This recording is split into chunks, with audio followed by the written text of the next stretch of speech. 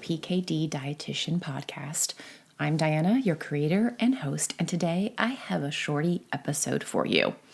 This is a special episode for me because, well, it marks the 1-year anniversary of launching the PKD Dietitian Podcast.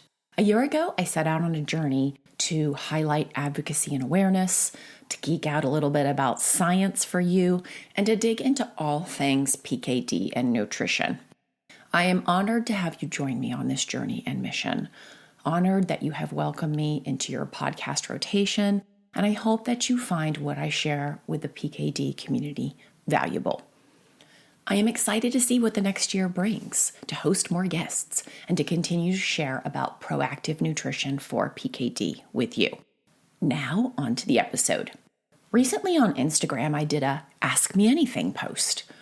I always get some good questions when I do this, and I try to answer as many of them as possible.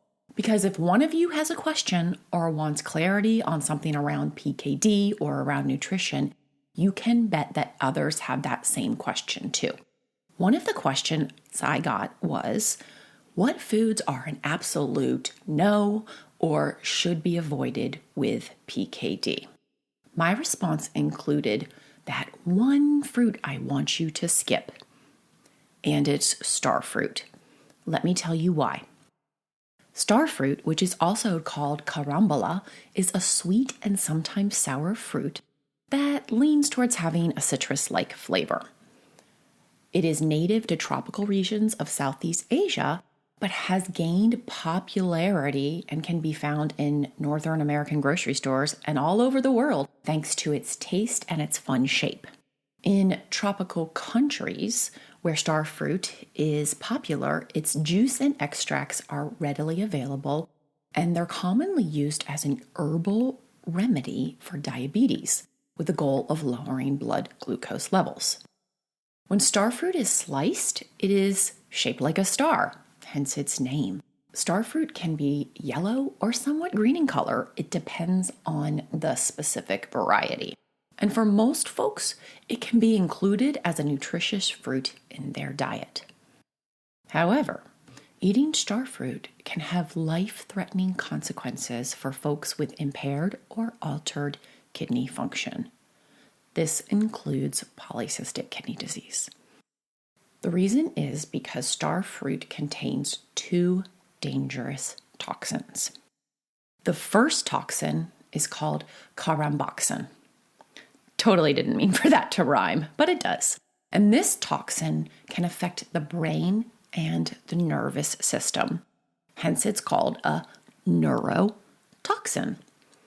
And the second toxin in star fruit is oxalates, which are dangerous to the kidneys at high concentrations at one time, and that's why they're called a nephrotoxin.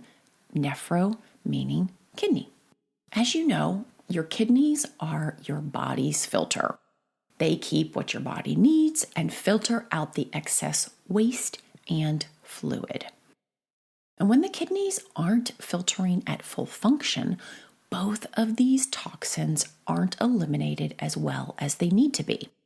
Instead, they can build up in the body and are transported to the brain and the kidneys, where they can cause substantial damage. Unfortunately, star fruit is a rich source of both toxins.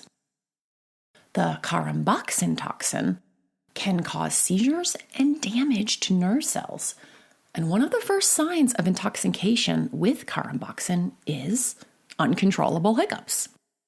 Other symptoms include muscle weakness, seizures, agitation, confusion, and it can even cause a coma. Severe star fruit caramboxin intoxication can be fatal. The second toxin from star fruit is oxalic acid, which I will just refer to as oxalates. Star fruit is a very rich source of oxalates. About 1/2 cup has over 230 milligrams of oxalates.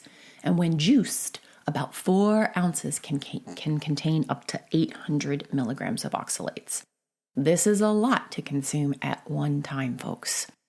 Kidney injury in people with kidney disease following star fruit consumption is well documented. The injury is caused by blockage of the kidney's filtering tubes by those oxalate crystals, but also because of the death of some of the kidney's cells.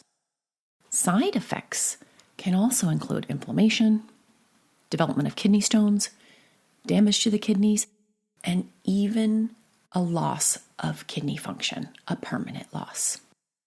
By the way, a large amount of star fruit in published case studies and research is considered 3 to 4 of the whole fruits or 1/2 cup of the juice. These fruits aren't very big. That is not very much. We aren't talking large amounts here that can cause damage. Risk factors for issues with both of these toxins are, first, consumption of star fruit. If it is consumed either as an elixir or as a juice or a fruit on an empty stomach or when you're dehydrated, that is a risk factor for intoxication. But also, if you have an already existing altered kidney function or disease. Bottom line, folks, if you have PKD, skip star fruit. It is not worth the risk. Yes, even if your kidney function, your GFR, is quote-unquote normal.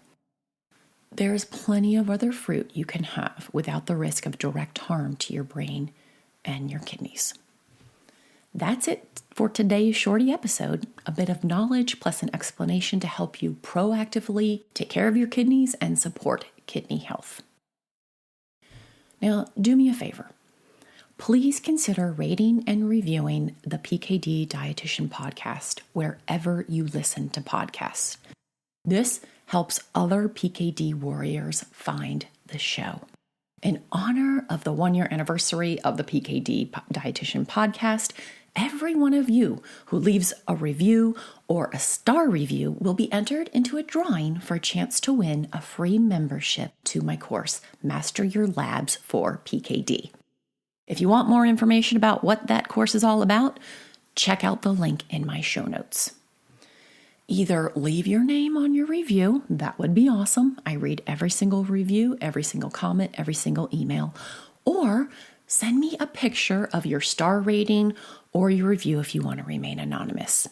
A winner will be chosen at random during the first week of October. If you listen to the PKD Dietitian Podcast on Apple Podcast, here is what you need to do. Pull up the podcast and scroll to the bottom. You will see the stars there. You can tap to rate it with 5 stars. That was my fingers crossed there. Or you could also select write a review. As always, happy and healthy eating, and thanks for listening.